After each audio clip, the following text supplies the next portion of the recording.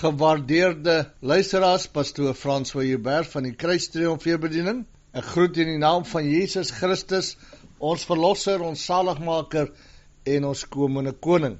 Ek hoop ek vind u in gesondheid, liggaam, siel en gees. En weer eens, soos ek altyd sê, as jy siek is in jou liggaam, moenie bekommerd wees nie, of hoe sê hulle, moenie komkommer nie. Jy sal met 'n splinternuwe liggaam die hemel binne gaan. Dis weer eens vir my voorreg om vandag met u te kan praat. En ons is besig met afdeling 61 van die boek Openbaring en ons begin vandag met hoofstuk 20. Kom ons bid. Vader, ons sê vir u dankie dat ons wel hierdie geleentheid het om te kan kyk na die boek Openbaring en dat ons kan hoor wat die Gees vir die gemeente wil sê. Ons loof u daarvoor in Jesus naam. Amen en amen. Die boek Openbaring gaan nie oor die Antichrist nie, gaan nie oor die duiwel nie, gaan nie oor die pla nie. Ja, die Antichrist is daar, ja, die duiwel is daar, ja, die pla is daar, maar die boek Openbaring gaan oor Jesus Christus in die krag van sy opstanding. Ek het dit voorheen gesê, maar ek voel ek wil dit weer sê. Ons is veronderstel om Jesus Christus te leer ken. Eerstens, as Jesus van Nazareth, die wetvervuller.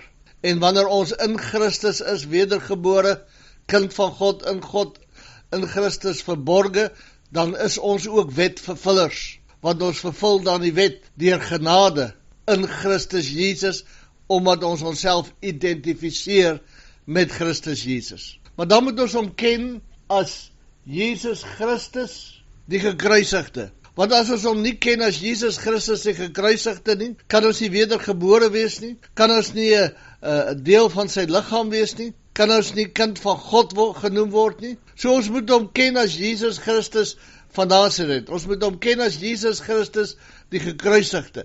Maar ons moet hom ook ken in die krag van sy opstanding. En as jy wil weet, wil leer ken in die krag van sy opstanding, dan gaan lees jy die boek Openbaring. Want wanneer ons hom ken as ons God en nie ons speelmaat, so sommige van hierdie nuwe apostoliese reformatie mense wat om hanteer asof hy sommer maar net mense soos ek en jy nie. Hy's God. En ek wil dit net vir u sê, daar is soveel mense wat sê dat hulle het al soveel keer die Here gesien van aangesig tot aangesig. Hulle was al in die hemel, hulle was al in die troonsaal. Ek wil vir u sê dat Johannes, die liefling apostel, wat die nouste met Jesus Christus verbind was op aarde, boesemvriende, het op sy aangesig neergeval toe hy Christus sien in die krag van sy opstanding. Onthou, hulle het Christus gesien in die krag van sy opstanding net na die opstanding. Maar toe het hulle hom nog in menslike vorm gesien, want hy moes vir 40 dae by hulle bly om vir hulle die evangelie van die kruis van Christus te verduidelik en sodat hulle nie meer die koninkryk evangelie verkondig vir die Jode nie, maar dat hulle nou die kruis evangelie kan verkondig aan alle nasies. Want hy gee vir hulle die opdrag, gaan en verkondig die evangelie aan alle nasies. En net daai sleutelwoord wat sê, gaan verkondig die evangelie aan alle nasies, sê vir ons, dat dit is nie die koninkryksboodskap nie. Want die koninkryksboodskap sê Jesus, moet jy gaan en jy moet dit bedien aan die kinders van Israel, nie aan die heidene nie. So die koninkryksboodskap wat gepreek is voor die evangelie, ek weet daar's mense wat dit graag wil preek, maar dis nie die boodskap van vandag nie. Die koninkryksboodskap wat gepreek is voor die kruis van Christus, was vir die Jode.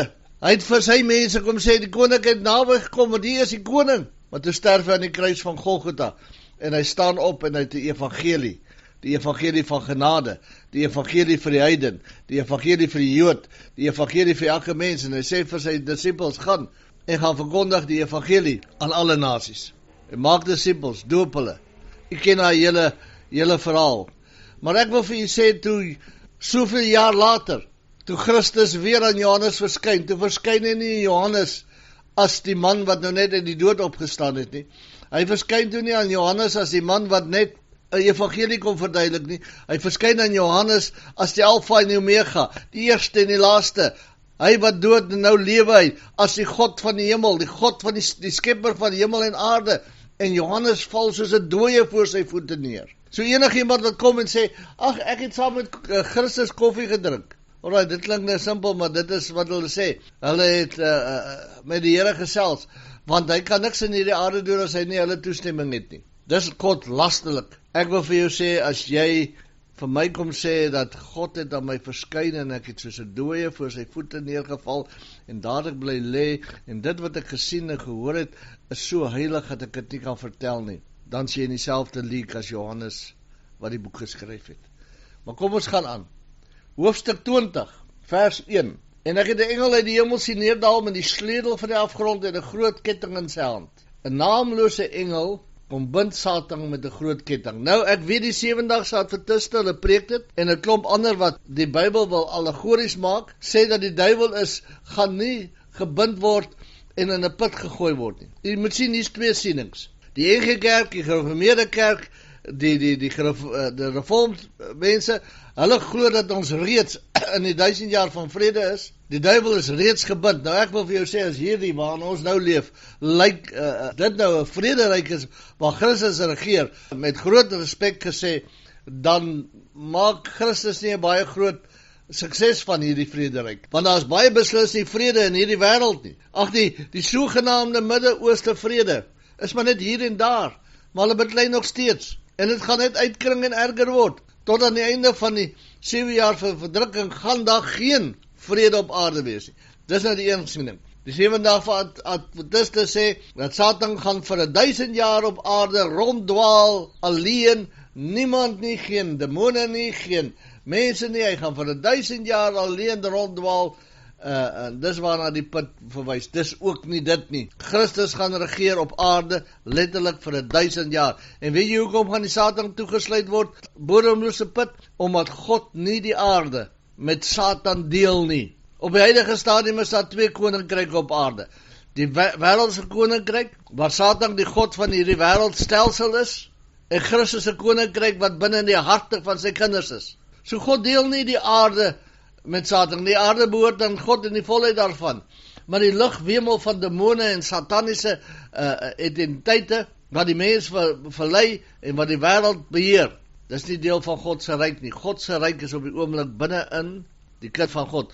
Maar die 1000 jaar van vrede kom Christus letterlik en hy kom op aarde regeer en dis hoekom hy die duiwel toesluit. En om vir die mens te wys dat sonder die duiwel, sonder demone, sonder enige, die mens nog steeds van nature korrup is en die wedergeboorte nodig het. Nou het Morris gesê, alom aan die finale belangrikheid van Satan word miskien aangedui in die feit dat dit nie die Vader is wat met hom handel nie, ook nie die Christus nie, maar slegs 'n naamlose engel. Weet jy, daai aanhaling sê vir jou baie. Jy wat so bang is vir die duiwel. Jy wat gereeld vir my sê, maar die duiwel jaag my van bakboord na stuurboord. Ag pastoor, asseblief bid vir my, die duiwel is alweer uit om my te kry.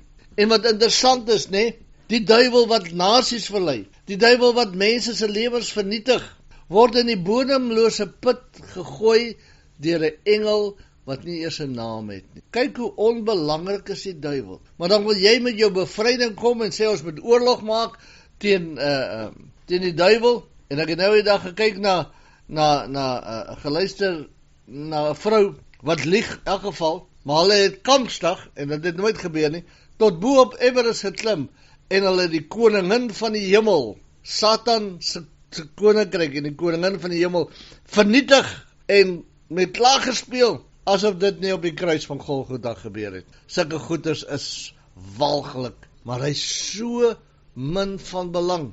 Hy kan nie deur my huis loop, ek sal hom nie eens na hom kyk nie. Die duiwel, weet jy wat kan gebeur? Die duiwel kan jou niks doen nie. Kind van God, word wakker en luister 'n slag 'n bietjie. Die Bybel sê ek is in Christus in God verborge. Ek is meer in Christus, ek meer as 'n oorwinnaar. En al hierdie mooi dinge waarvan ons lees in die Nuwe Testament. Jy het nie nodig om jou swaard uit te pluk en sy kop af te kap nie. Jy het nie nodig om bevryding te doen in die lewens van kinders van die Here nie. Hoekom kry jy swaar?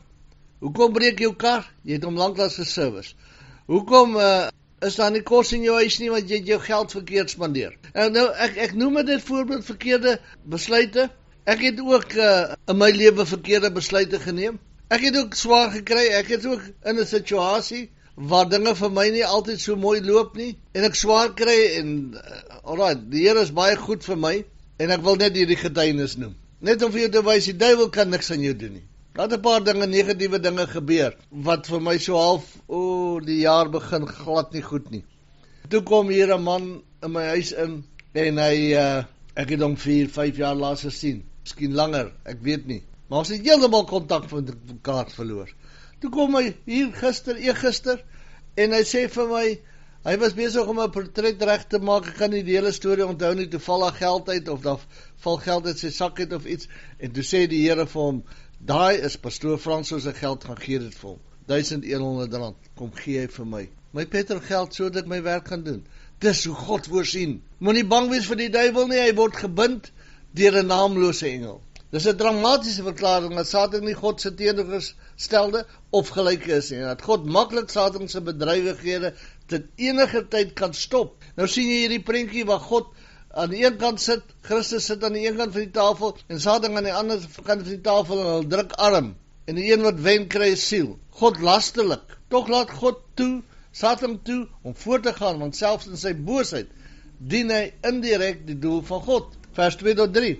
En hy het die draak gegryp, die ou slang wat die duiwel en die Satan is, en hy het hom gebind 1000 jaar lang, en hom in die afgrond gewerp, en hom toegesluit en het bo hom verseël, sodat die nasies nie meer sou verlei totdat die 1000 jaar voleindig is nie.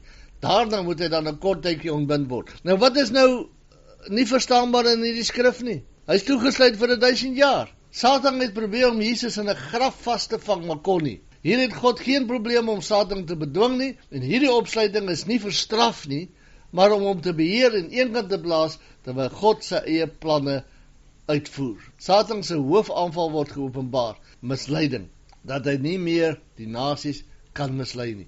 Die uitgebreide maatreëls wat geneem is om sy bewaring te verseker, word die maklikste verstaan as dit die algehele staking van sy invloed op aarde impliseer. Eerder as 'n beperking van sy aktiwiteite. Met ander woorde, hy word nie net beperk nie, soos wat hy op die oomblik beperk is. Hy is op die oomblik beperk. Hy gaan in die 7 jaar van bedrukking 'n bietjie meer kan doen. Maar op die 1000 jaar van vrede is hy totaal geheel en al die prentjie uit. By implikasie word die demoniese hordes ook gevangene geneem. As God ons wel wou vertel van die totale onaktiwiteit van Satan, hoe kon hy dit in 'n sterker manier gesê het? Sommige beskou dit as Satan se binding op 'n persoonlike vlak, so 'n siening neem die teks nie ernstig op nie. Kan dit gesê word dat dit reeds gebeur het? Is dit nou? 'n eenvoudige lees gee duidelike nee. Een baie belangrike detail is om op te let dat die verowering van Satan en sy magte nie deur enige menslike poging geskied is nie. Dit het ek vir jou gesê. Jy gaan met jou geestelike oorlogvoering en met jou uitspreek en met jou verklaar en jou spreek lewe, gaan jy niks doen aan die koninkryk van Satan nie. Weet jy hoe kry jy Satan beperk in jou lewe? Dat hy nie 'n invloed het in jou lewe nie? Die Bybel sê onderwerp jou aan God, weerstaan die duiwel en hy sal van jou wegvlug. Onderwerp jou aan God, weerstaan die duiwel en hy sal van jou wegvlug. Moet ek het weer 'n keer sê, wat is hierdie onderwerp? Wees gehoorsaam, laat jou doop, leef heiligmaking, loop die pad van geregtigheid, wees gehoorsaam aan die woord van die Here, dien God met alles in jou lewe, los hierdie wêreld, los jou sondes, los jou ongeregtigheid, en dien God in volheid, weerstaan die duiwel, en hy sal van jou wegvlug. Nou die vroeë kerk, ek dink ek het hierdie al genoem, ek wil dit net weer doen. Die vroeë kerk tot Augustinus het byna universeel geglo in 'n aardse, historiese heerskappy van Christus, geïnspireer deur sy wederkoms. Tychonus in die laat 300s was die eerste wat 'n invloedryke voorstander van 'n vergeestelike interpretasie gehad het en gesê het dat hierdie millennium nou is. Amillennialisme. Sy siening is deur Augustinus, die Rooms-Katolieke Kerk en die meeste hervormingsteoloë oorgeneem. Postmillennialisme is 'n uitvloeisel van amillennialisme en sê die millennium sal in hierdie tyd gebeur voor Jesus se wederkoms. Die kerk sal dit egter bewerkstellig. Die aardse heerskappy van Christus en sy mense op hierdie aarde word duidelik in die Ou en Nuwe Testament geleer. Gaan lees die skrifte, Ou Testament, Psalm 72, Jesaja 2:2-4, Jesaja 11:4-9, Jeremia 23:5-6 en baie meer. In die Nuwe Testament lees ons Lukas 1:32-33, Matteus 5:18, Lukas 19:12-27. Gedurende hierdie tydperk word Israel vernuwe in Christus en neem 'n leiersrol in die wêreld onder Jesus aan. Vir die ander nasies is dit 'n tyd van vreugde, vrede en seën, alles in streng gehoorsaamheid aan Christus. Die geskape orde word ook geseën en getransformeer, soos we speel in die gedeeltes gaan praat van wolf, wat saam met die lam lê, ensovoort. Is dit 'n letterlike 1000 jaar? Ons moet 'n getal letterlik opneem, tensy daar duidelike rede of bewyse is om anders te doen. 1000 jaar is letterlik. Redes vir die millennium. 1. Die millennium sal Jesus se oorwinning en waardigheid demonstreer om die nasies te regeer. Hierdie nuwe apostoliese reformatie ouens, almal van hulle wat sê dat ons gaan hierdie wêreld verchristelik, ons gaan die nasies oorneem, die kerk, en wanneer ons hierdie wêreld oorgeneem het, dan gaan ons al die volke en nasies aan Christus oorgee, en dan gaan hy kom. Is 'n totale leuen, die put van die hel, en is doodeenvoudig nie waar nie. Punt 2. Die millennium sal die dieptes van die mense rebelse natuur in 'n perfekte omgewing openbaar. Hulle bly 1000 jaar van vrede.